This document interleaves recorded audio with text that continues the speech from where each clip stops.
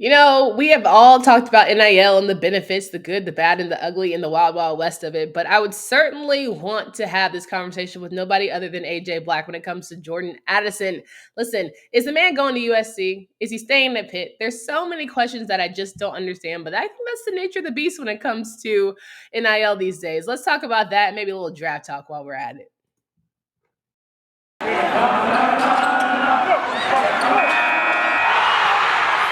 You are Locked On ACC, your daily podcast on the Atlantic Coast Conference. Part of the Locked On Podcast Network, your team every day.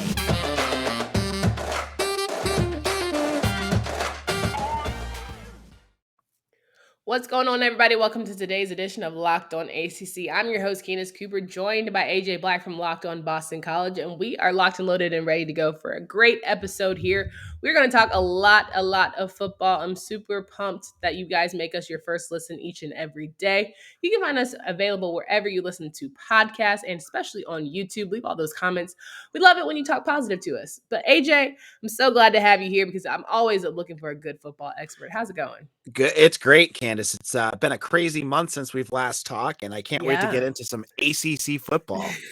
It's been so long, but it's so good to be back with my regular crew, especially because there have been some hot stories. I have JJ Jackson on, and of course I got to rub it in his face about Final Four and all of that good stuff. But all of the things that are happening with the draft. I get to talk to Drizzy Drake tomorrow about Florida State and Jermaine Johnson and all of that stuff. And then, of course, I get to talk to Kenton Gibbs, who's going to rub in my face about Sam Howell and how low he went. But that's neither here nor there. Right now, I got to focus on Jordan Addison, who's still in college. We don't know where he's going yet. Might be staying at Pitt, might be going to USC, might be going to the highest bidder.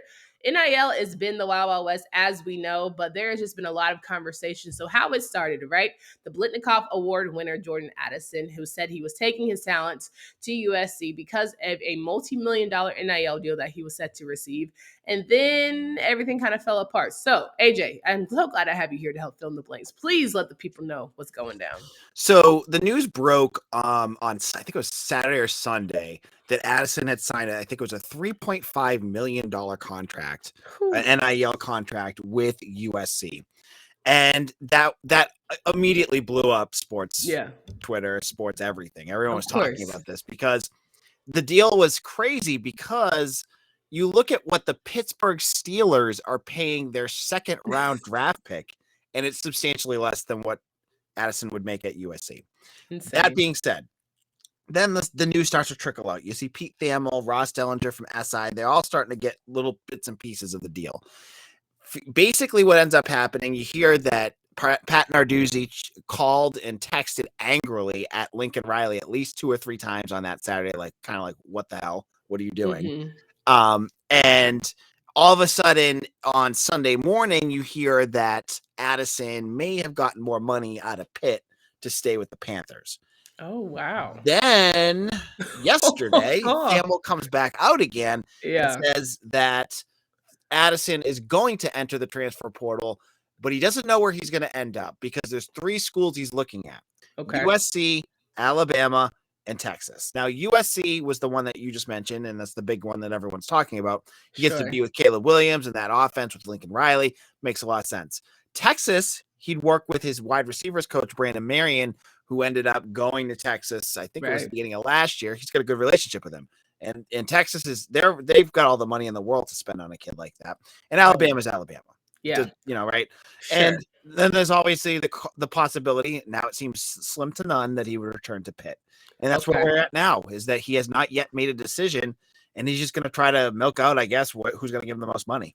Okay, so as it stood, leaving Pitt was because the offensive coordinator left, I believe. His wide receivers coach left. So it's kind of like, all right, well, if the people that kind of made me who I am, maybe I should take my talents elsewhere, which understandable. Coaches leave. Why can't kids leave? Fine.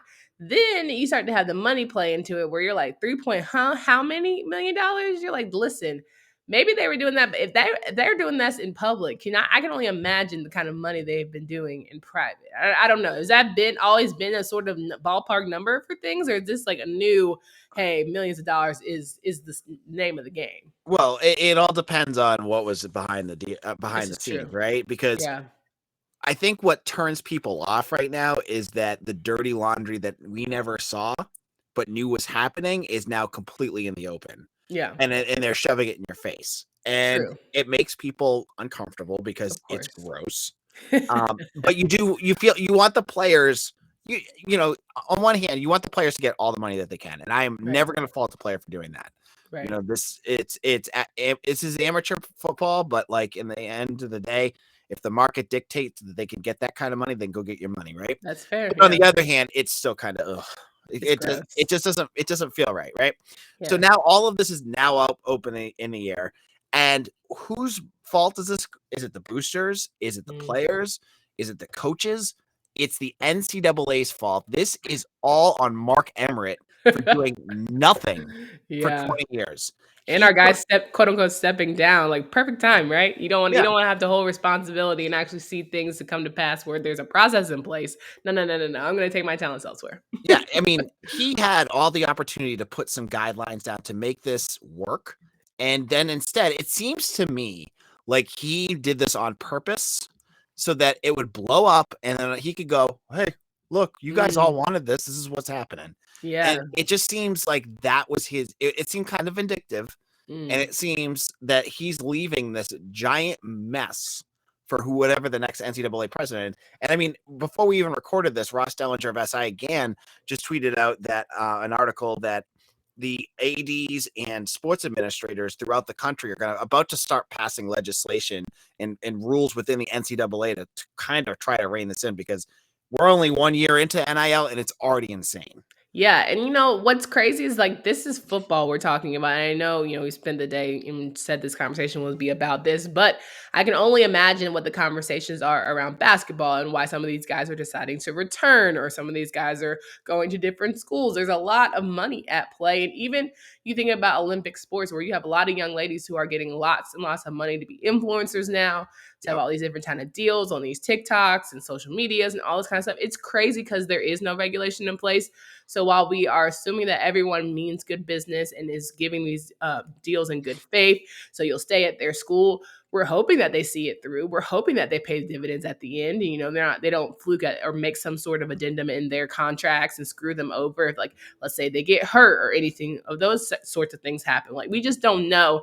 And it all sounds nice right now until somebody does get screwed, and then we're all going to throw our hands up in the air. But getting back to Jordan Addison, okay, Pitt's on the table, but not really. USC could be on the table, Hollywood, all that good stuff. I think you get lost in the sauce there. Where I feel like he's gonna go is Texas because his wide receivers coach is there. And the kind of money that they got down there in Texas and that good oil, something tells me he might be a Longhorn. Yeah, I mean, He has nothing. It's almost as if they have a lot to look forward to in terms of Texas. yeah, they've got Quinn Ewers, who's that Hmm. young quarterback that they're really touting. They've got a good coach there in Sark, and for how many years have we heard that Texas is the richest athletic department in the country, right? Right. They have their own So network. the Longhorn Network. They're gonna find that Yeah. money to pay him if they want him there, Yeah. and to put him next to like Xavier Worthy, their other wide receiver. They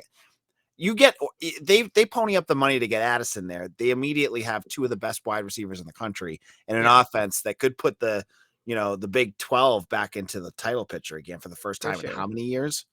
Insane. Yep. A long time. And I just think that ultimately, Alabama, of course, is Alabama, and they certainly will figure out how to shell out some money down there.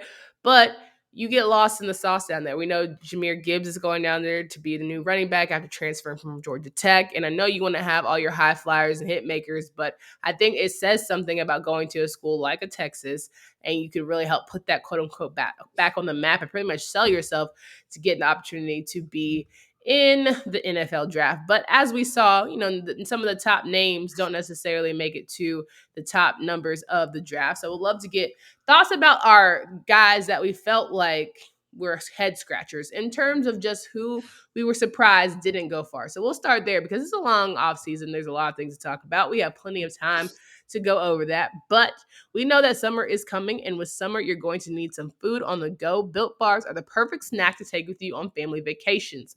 Throw them in your bags, in your kids' backpacks. Make sure that everyone has a bar so they're fueled for summer adventures. The best part about Built Bars, they are healthy and delicious. No more sacrificing delicious food for health. Built Bar can help you with both, and it's easy. And all you have to do is go to built.com and order now. If that's not enough flavor for you, which we have banana cream pie and churros with those Built Bar puffs, then you might want to try a mixed box. Mixed box comes with 12 flavors of bars and puffs. Built Bar makes sure that there's something for everyone. Know what my favorite flavor is specifically? I love me some Cherry Garcia. Can never ever get down with that without it. 130 calories, 4 grams of sugar, 4 net carbs, and 17 grams of protein. Compare that to any candy bar, and I'm telling you, you doesn't even come close. Go to build.com, use promo code LOCK15 to get 15% off your order. Again, use promo code LOCK15 for 15% off at build.com.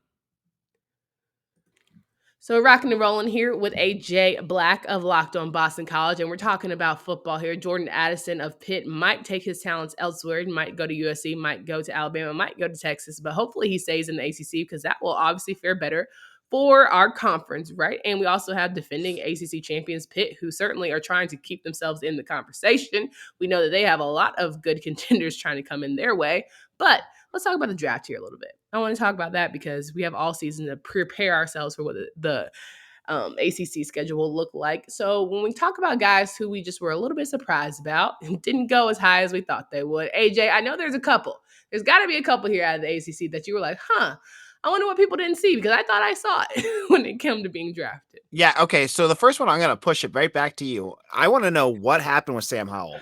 Man, it's so crazy. And shout out to, the Ultimate Draft, the Locked On NFL Draft podcast for having me and Isaac on throughout the weekend as we were sitting there. And Isaac went to go, what is it called? Rowing, kayaking with his family. He was like, I don't even know where the heck Sam's going to go at this point because I'm thinking day one, first round. I thought he was going to go late first round personally. Because I was like, okay, Kenny's getting drafted.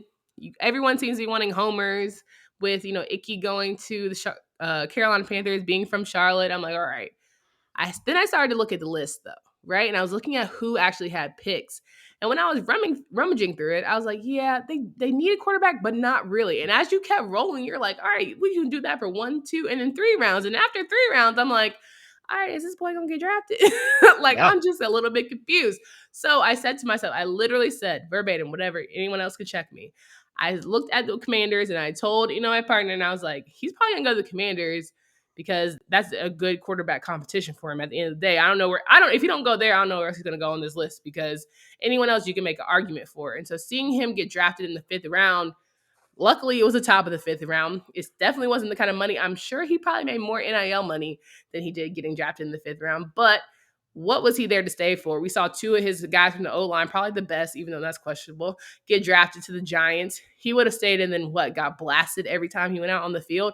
Not really worth it. Not to say he wouldn't get blasted as a Commanders, but I feel like go make your millions, get your shot to be a starting NFL quarterback because the competition is pretty fair. Carson Wentz, let's be real. Is he going to make it through a season? Probably not. Mr. Heineke, not exactly confident in him either. But the reason, I didn't even answer your question. I don't know why he fell, but I really do think that he's in the right company for personality in terms of just kind of the guys and the beliefs. But ultimately, I just think it just wasn't a need for a quarterback as strong as people are really trying to build around or just halfway deal with the quarterbacks that they have at hand, Yeah, so I was interested, I'm from New England, so I'm a Pats fan.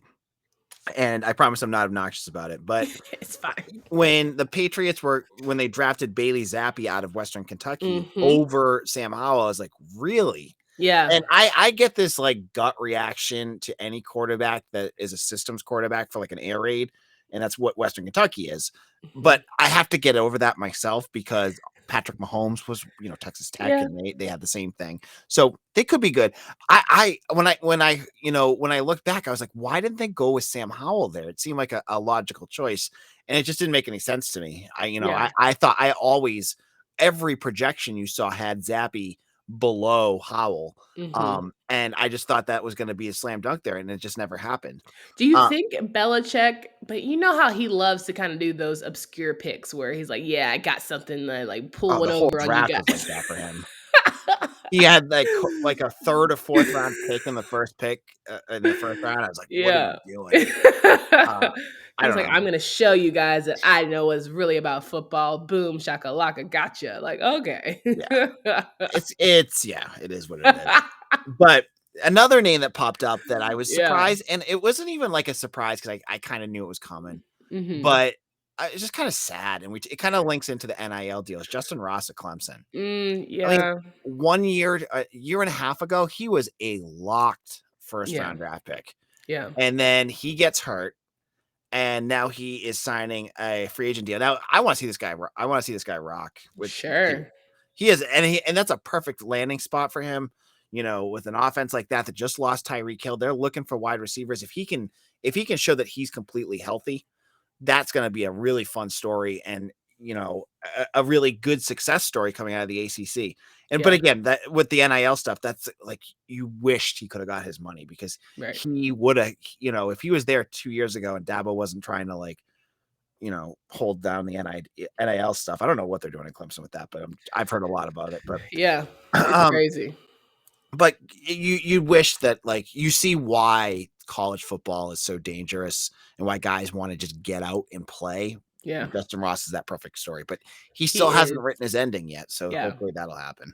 Absolutely. And I agree completely. I think that the type of injury he got in terms of, you don't mess with the spine, the back, none of that. Like that's Yep. where you start to get dicey in terms of people being nervous about how you're going to perform at the top level because one wrong hit and that's the end of your career. So I think that, hopefully everything heals right. And he just has a new fresh set of eyes, fresh set of coaches who can really give him that shot. Because of course, being with Patrick Mahomes, a guy who loves gadget players and Andy Reid and all of them, I think that's probably the best place for him because he knows he's starting out on a halfway decent team where he doesn't necessarily have to be the star right away, but he certainly can learn the system and get in where he fits in. And you'll see little spurts. Well, you'll probably hear the commentators be like, "Oh, and there's Justin Ross." They don't even have the whole story behind it, and we'll see him kind of have those flash breakout games, and he'll be good to go. So, not worried about him whatsoever. Anybody else you got? So I've got one more. Actually Yes, got two. please. Obviously I'll get to my BC one last. Okay. But Mateo Duran of Duke. Yeah. I was kind of stunned he wasn't drafted. And I was just actually reading before we got on the air that he got the largest undrafted free agent guaranteed signing with the Pittsburgh Steelers. So he's getting paid. So it's Yeah. good. When you get to the 6th and 7th round versus a UDFA that's highly coveted, it's not that big of a difference Right. in terms of what the guarantees are going to be. So he's got his chance. And Pittsburgh, I'm not sure that they have that deep of a running back stable. So he'll have his opportunity, but he was one of the best running backs other than Sean Tucker in the ACC last year. And he did it with a team where they had literally no offense and it was just him. Yeah. Which following Boston College, I know what that feels like when we had A.J. Dillon, there was nothing else around him. But Yeah. Durant, I think he's a guy that I thought would get drafted, but he's gonna, he'll probably make it out of camp and we might hear about him in the fall. 100% agree. And I think that is just the way that position is looked at now. The way running back Yep. positions are viewed is definitely a reason why he took a hit. But also good for him for using that Duke education to figure out how to get his money regardless. So Yeah. we're not mad about that situation. I think it's almost perfect for Mateo to be next to Najee Harris and be with a new Pittsburgh Steeler regime in terms of offense. You get to start out kind of fresh with fresh eyes. And Mike Tomlin's not a shabby coach. So, good on him for getting into a great position for himself. And then there's Boston College player. All right. So the I know last who you're one talking about, but go is ahead. I love Alec you. Lindstrom. Yes. He was What in the projected. world? I don't know. He was projected to be a 3rd or 4th round draft pick. Mm-hmm. Ends up getting undrafted. And I literally, just kind of like you were doing with Sam Howell, on, I think it was Saturday. It's Saturday. I was just expecting it to be later. Yeah. I'm just hitting refresh and I'm like, he's not drafted. And then all the weird names from schools you never heard of start popping up. Yeah. And I'm like, he's not going to get drafted.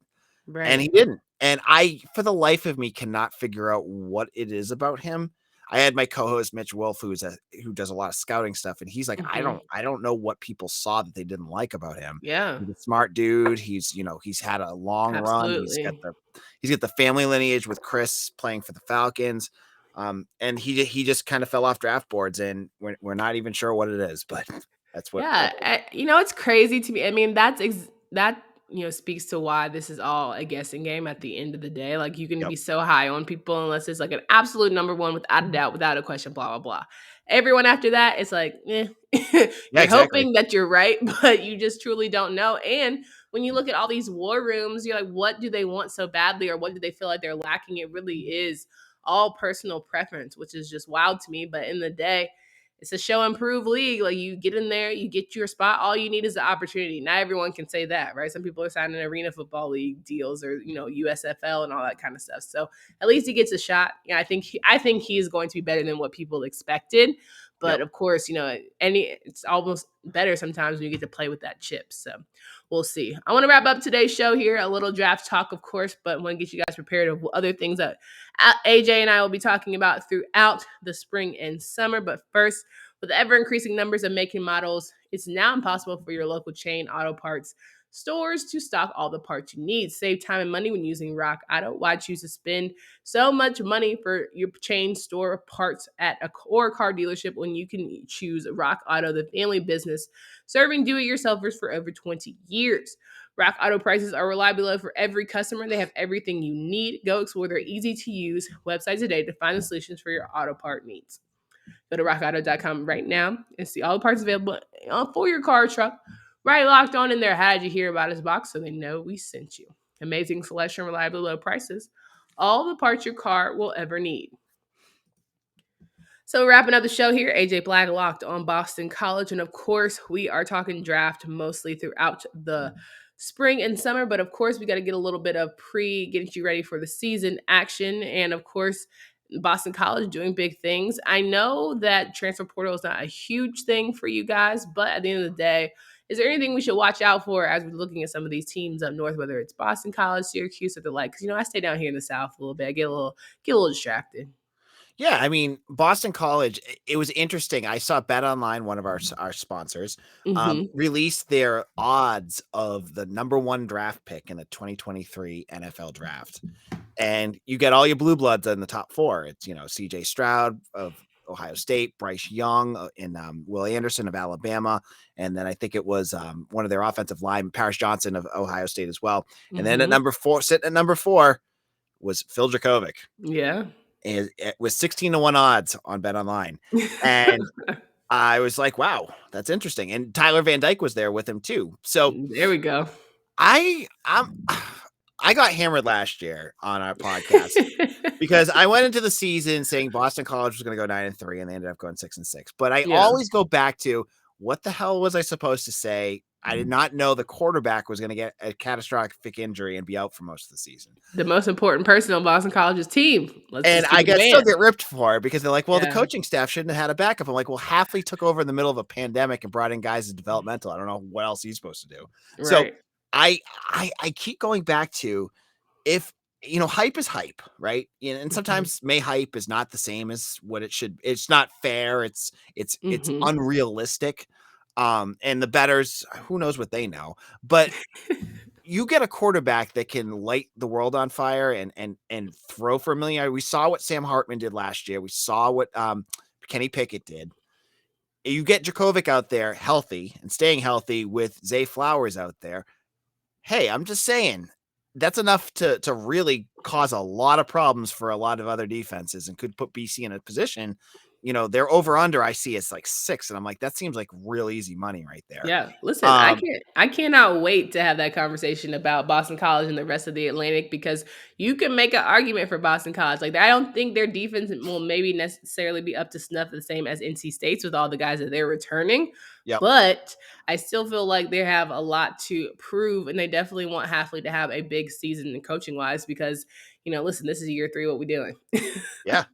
Yeah, and I mean, if you're looking up at the Northeast teams too, Syracuse is going to live and die by Sean Tucker this year. Yeah, 100%. And I mean, as I talk about with BC with AJ Dillon about 10 years ago, or 5 years ago, I forget. I'm losing track of time here. Tucker, you can win games when you have a dominant running back that can do what Sean Tucker can do. He can take over games. You saw it last year. That guy is one of the best running backs I've seen in the last decade in the ACC. Absolutely. And Syracuse can just ride him. I mean, like, you can, if Dino can kind of flip it and continue doing kind of what he did last year, which I thought was really showed what he can do, and I was kind of impressed by Dino with this, was to Mhm. go from his, like, with Eric Dungy about 5 years ago with that speed offense that was just like run up and hike the ball, run it, like super quick, to more of a clock draining with Sean Tucker. That was like a really interesting coaching dynamic and coaching Yeah. shift in his brain. I mean, Syracuse could be a tough out. I'm not ready to rule them out yet, because you get a team like BC who struggles to stop the run, and you throw him out there with Schrader, and they run the two of them around a lot. They control the clock. They keep Djokovic on the bench. You have a Syracuse win right there. So I think Mhm. there's some interesting dynamics there with Syracuse. I still kind of lean back to this will probably be their coaches last year, Dino's last year, because I still think they're going to fall. But I'm not selling. I'm not selling on Sean Tucker yet. Yeah, 100%. I think Sean Tucker is definitely going to be the make or break or reason why Dino Babers either keeps or slowly just leaves his job. But we also look at contracts and buyouts, and I think that they're right at that time where they can just find just enough money if they don't want to keep him. But that's either here nor there. There's a But lot to like, talk. Go ahead. and Syracuse, the other piece too is like on BC Bulletin, where you can check out all my work there. I kind of follow a lot of college recruiting. Mm-hmm. And you get the Pitts, you got Boston College, even Rutgers up in the Northeast, and they're all three of those schools are recruiting a certain type of kid. Virginia Tech's in there too. Like those are Yeah. the schools that hit the Northeast. Syracuse is on an island all of their own. I don't know what they're doing. Their recruiting classes are never all that impressive. I mean, Dino can Yeah. recruit defensive backs. I'll give him credit for that. But Yeah. he's doing what Steve Adazio did during his end of his days, which is hitting and beating MAC schools. So Mm. that's the kind of stuff I look at and go, ooh, he's not building the program to the strength that they should be, because Yeah. Syracuse can.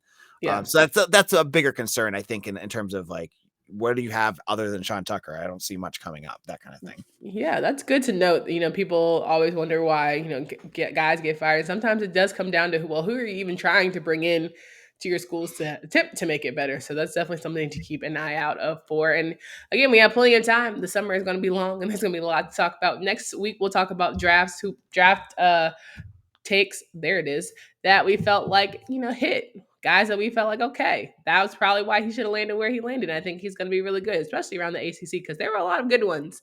I Yep. kind of want to start with Kenny Pickett from Pittsburgh, because I really would love to know your thoughts about guys who stay close to home and how you think that fares. But we'll leave that for a meat on the bone for people to come back next week and talk to us. AJ, it's always a pleasure. Can you remind folks of where they can find you, follow your work? Yeah, absolutely. I'm the host of Locked On Boston College. I do this 5 days a week. We've been talking about the 2023 NFL draft. I just had a whole episode dedicated to why I think Phil Djokovic will be a first round draft pick next year. Woo. You can check that out. So, but I've had some great, since we've last talked, I've had some great interviews. I had Zay Flowers on a couple weeks ago. Ooh, I gotta check that out. Yeah. I didn't actually interview him. One of my guests that I've had on that I know was able to go because Zay got himself a Beamer. And Ooh, for an okay. NIL, if you're talking NIL deals. And so when I see people ripping on BC, I'm like, Zay's driving a BMW right now. So don't sleep. we're up there. We're doing our Yeah. thing, right? So I have some cool interviews. I had also interviewed Christian Mahogany last week. A lot of stuff going on in Lockdown BC. And I'm also the editor and publisher of bcbulletin.com. You can check out my work there. Love it. All right, guys, make sure you come back next week. We've got a lot to cover here. And you're tapping into all of our Locked On Podcast Network conference shows, whether it's Pac-12, ACC, Big 10, Big 12, and all the like. We want to make sure. Oh, sorry, I forgot about SEC. How could I forget about the SEC? Dang it, me. Make sure you guys check out all the shows. There's a lot of good things to talk about there. And all of the hosts are so good at what they do. For Candace Cooper and AJ Black, until next time.